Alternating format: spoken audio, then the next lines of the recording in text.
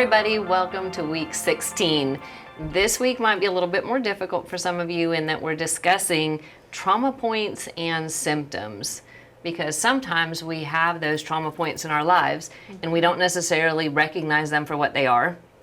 In my story, I had all kinds of pretty complex, severe trauma things in my life that to survive them, I had shut them down. I had all of these after effect symptoms, but I didn't understand what the problem was. I just kind of felt crazy without understanding. And so the importance of actually discussing these things and understanding what's going on, where the damage is, gives us a benchmark for what we need to know to move forward into healing.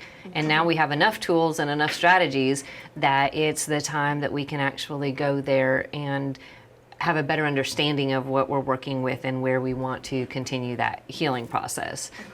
We all have to go through the healing pain and sometimes that emotional and physical pain.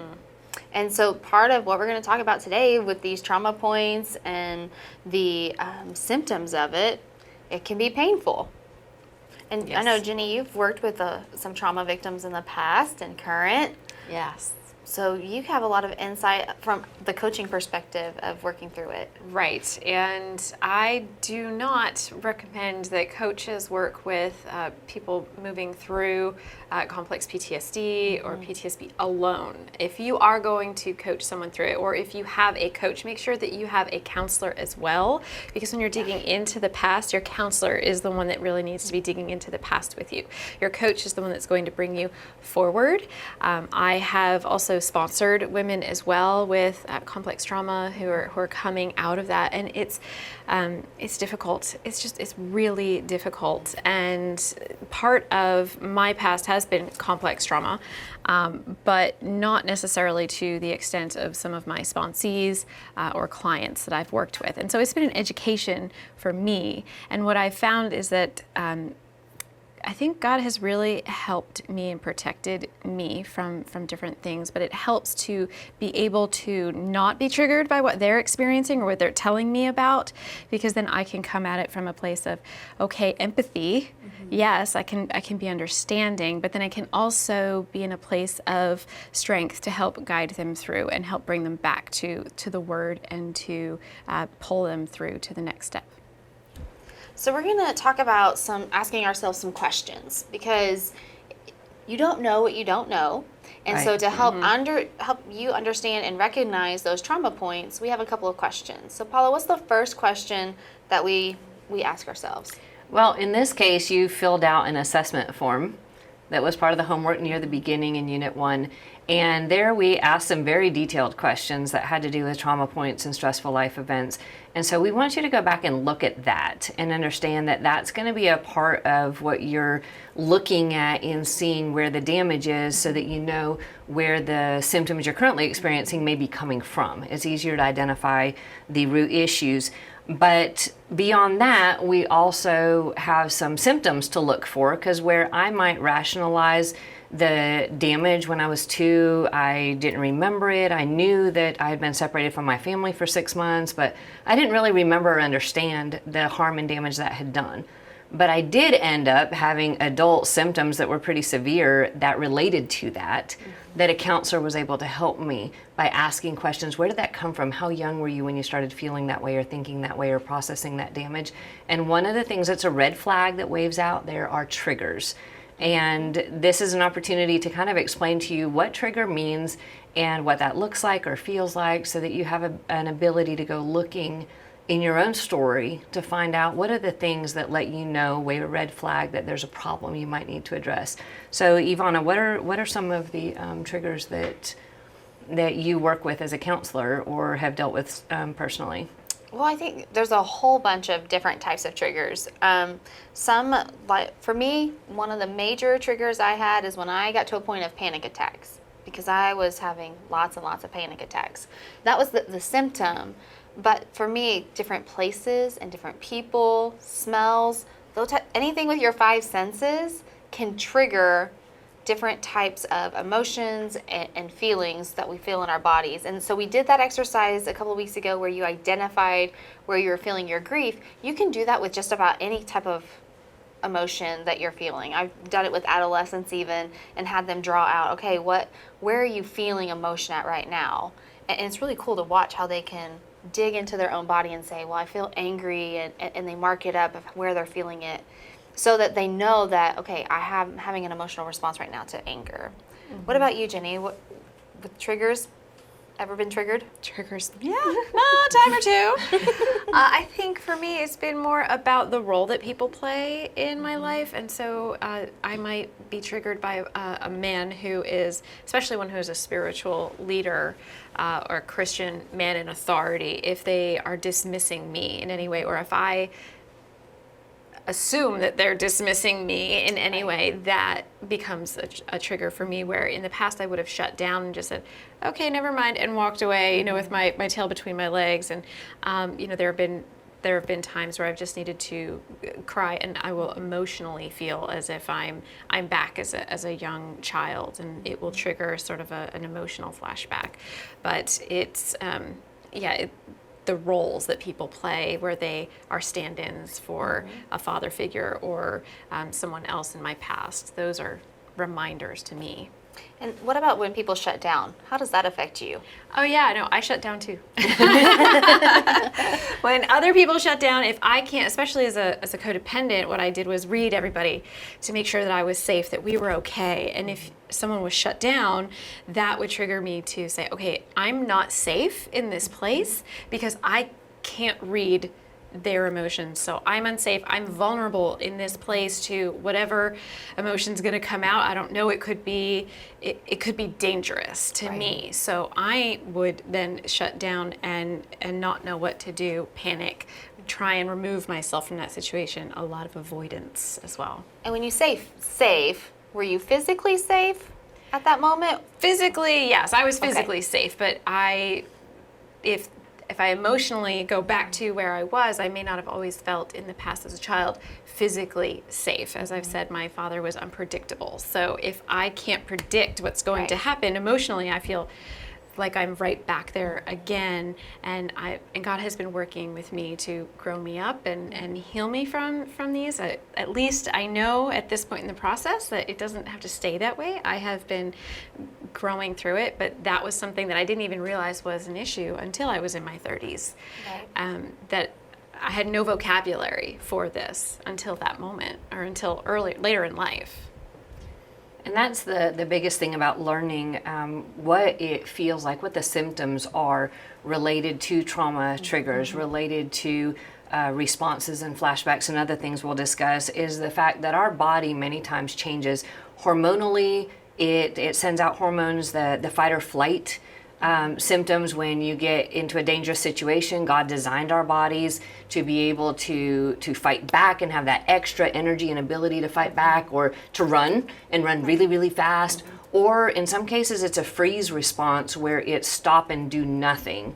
But the chemicals in our body are actually triggering a series of responses that change our heart rate. It changes the flow of blood in our whole body. It changes our digestive system. It changes a whole lot of aspects and in our brains. And they call that hyperarousal, when everything is hyper aware and the blood is just pumping really hard and our whole system is super sensitive, and the feelings and emotions, in my case, it would be where my skin felt hypersensitive and everything felt just alive at a level that felt painful almost. The other side is the constricting, and that actually is when I think everything starts shutting down, kind of a shock response to a situation. And for safety, your body will actually cut off the blood flow to your extremities so that it can keep your heart and your primary organs working properly. And that can send you into shock, physical, which shock, when it shuts down your blood pressure and your whole system, can be deadly in circumstances. So my system was running into these super hypersensitive overdrive modes, and then other places where I was just shutting down, blood pressure would tank, my whole system would go into shutdown. Other places I would just totally freeze, literally not be able to move, not be able to speak properly. And understanding that that wasn't me just being crazy, but that was my body's response to trauma triggers, where something that got said, or a smell, or a location, or a type of person was a reminder to a specific heavy-duty trauma. And that was my body's response to that. And it's like, oh, that's not random. That's not just crazy. Right. I'm not nuts. There is something that's wrong that's triggering this. And I can go back, find out what that is, and work through that pain, like we were saying last week, Right. in a healthy way and start changing it. And so flashbacks is something we brought up where a trigger can trigger a flashback, but there's different kinds. Yeah, there you have your visual flashbacks, you have physical flashbacks, and then you have emotional. And what Ginny was talking about was more of the emotional flashbacks. Right. It took you back to that emotion. And then, sometimes we have those visual flashbacks. For me, that was something I really struggled with, and particularly with being sexually assaulted by a family member. And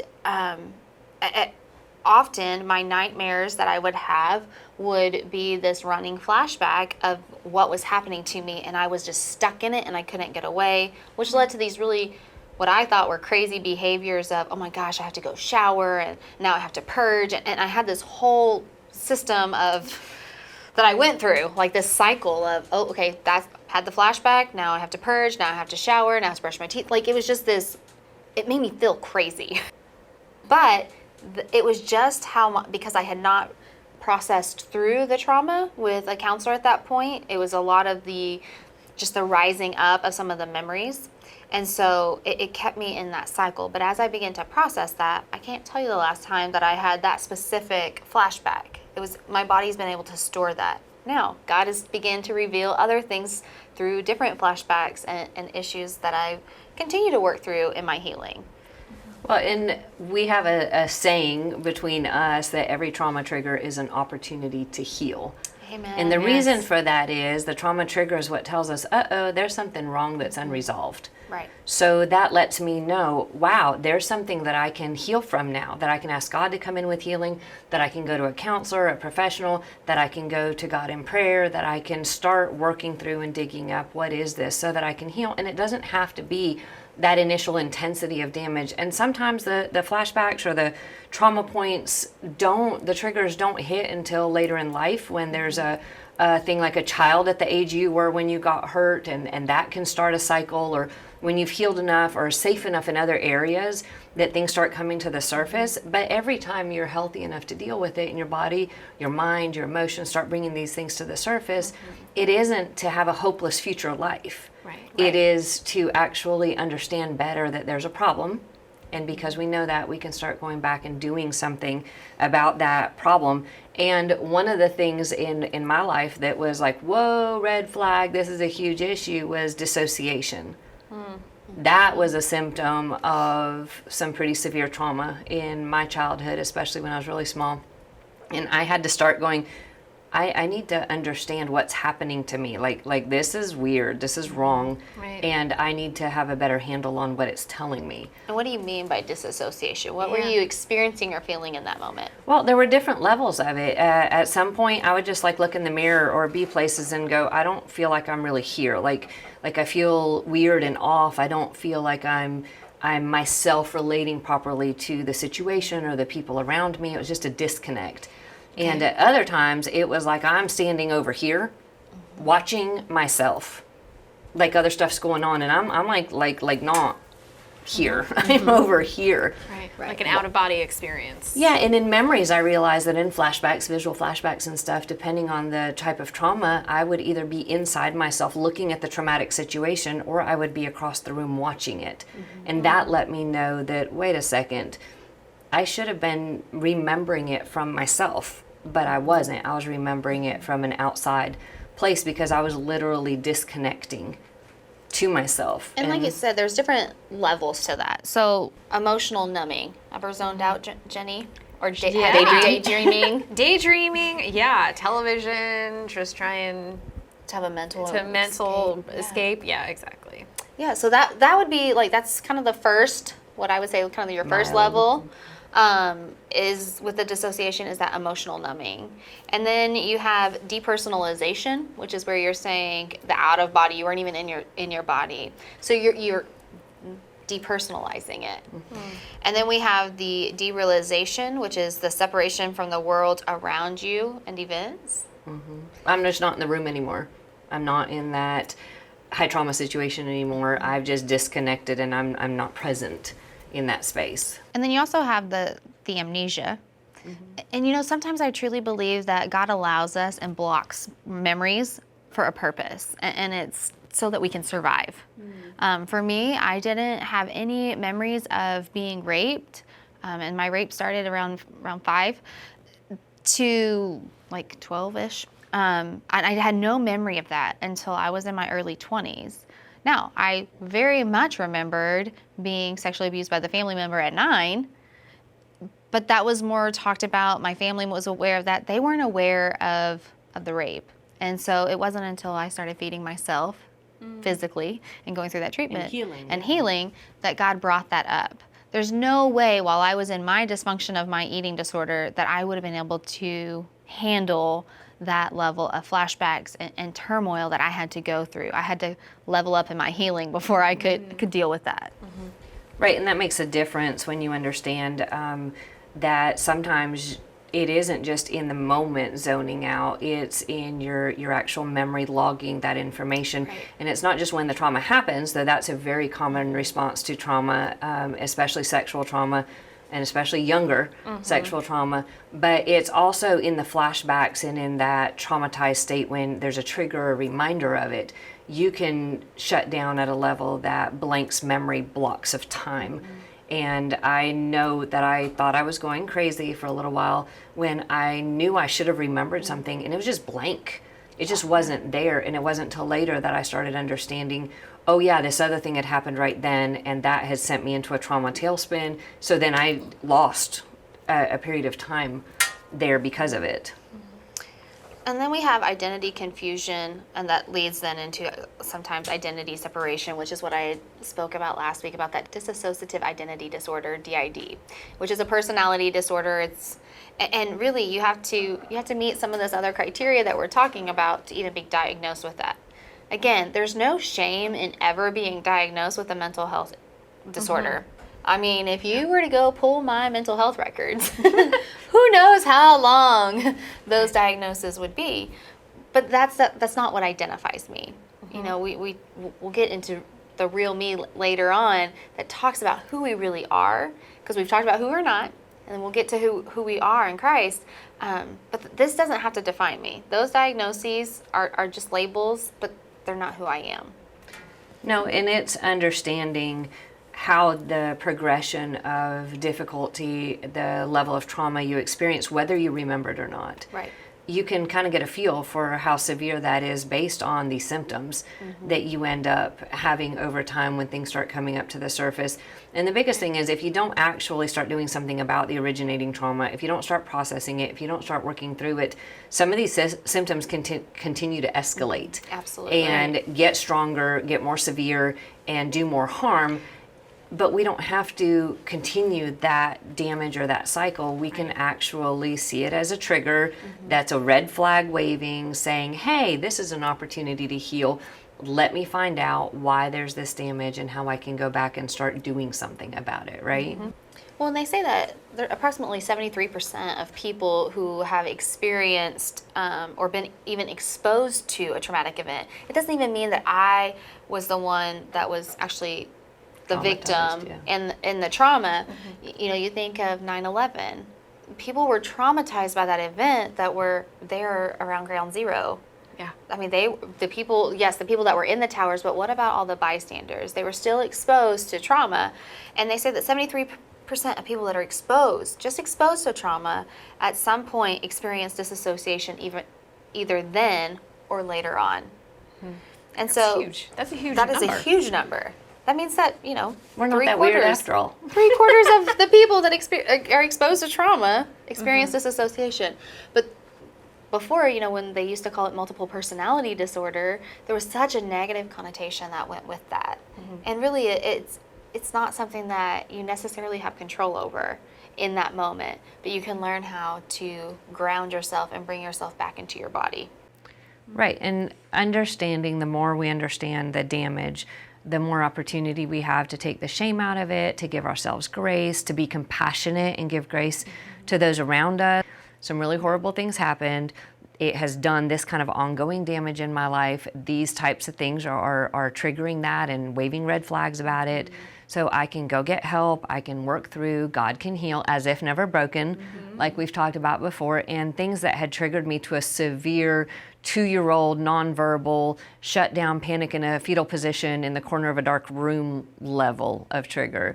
I have been exposed to those same triggers and not had a trigger response at all.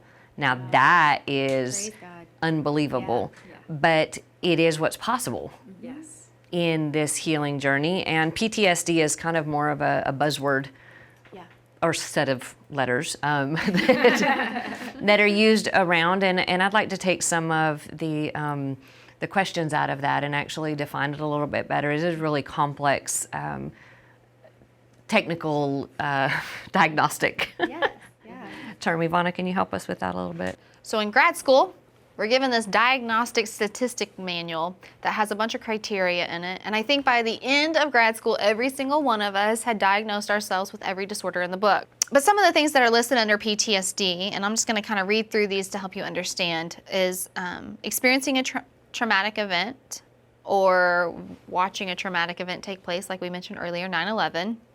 Re-experiencing the event and unwanted memories or flashbacks. It's not like you're sitting there dwelling on it, but it's almost like you don't have control over your mind going back to it, as well as having those nightmares and that are reoccurring.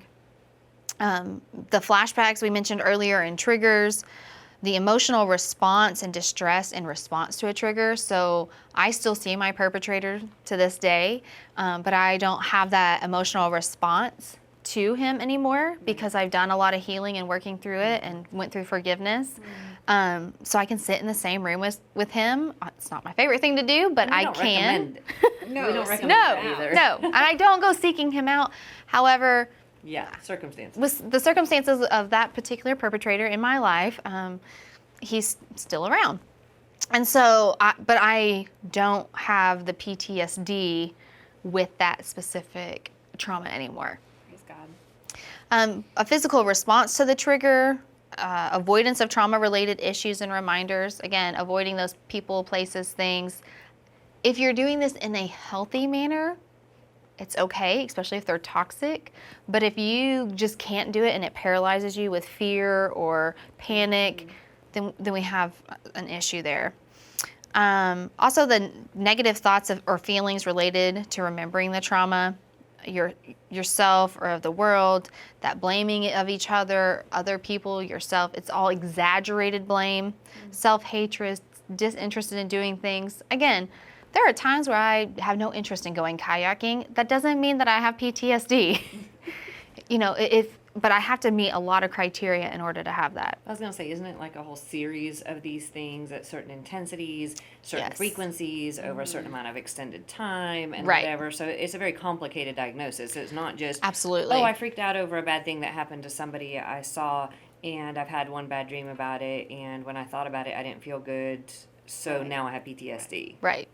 Again, I don't recommend going out and Googling PTSD and looking at all the symptoms, because you can probably check off a lot of the symptoms. We all can, because we've all had distressing events in our life. And I don't go out and diagnose my friends or even diagnose myself, because it really is about being long-term, being a distress in your life, and causing impairment. If it keeps you from your daily living, then there's something that's probably something you need to seek help about. And that might be one of those things where you might not just want to go to somebody who's a close friend, although they're a great person to share your story with. You're going to need some counseling and professional help in it. And possibly not just a lay counselor or a pastor. You may need to actually go and get professional help from a licensed, certified person who can go through this and determine whether or not you need medication as a bridge to your healing journey or some other professional. I know I needed more professional help than just the spiritual or the lay person or the friend in my story, because some of these things were pretty intense and the damage was pretty severe. Right. And today's lesson really is about understanding, and if you were able to answer any of these questions that we've gone through of, have you ever been triggered? Have you ever experienced a trauma? Have you ever experienced disassociation? We're asking these questions not because we want to stamp you with a diagnosis or label or whatever, but so that you can be aware that if you've experienced these, then there's a possibility that there's a trauma point and you might be having some symptoms of trauma that you don't even realize is a trauma, because we want to look at rape or violence as being trauma or, you know, a natural disaster. But we have a hard time sometimes realizing that we can have some emotional traumas too. And for those of you like me who are more in the role of walking through with people who have been in these kinds of situations, or maybe if you've never come across someone, or if all of a sudden these symptoms sound like something that someone you know may have experienced or gone through, then you can be there to help them walk through this as well, and recognize that this isn't the end of the world. This doesn't have to be a scary thing. You can be there to help guide them, and you can be there just to love and let them know that there's no shame in the situation. Absolutely. So thanks for hanging out with us and learning some of this more technical, difficult side of trauma and damage. I promise you it's worth it to learn and understand so that you can continue your journey to healing, and we'll see you next week.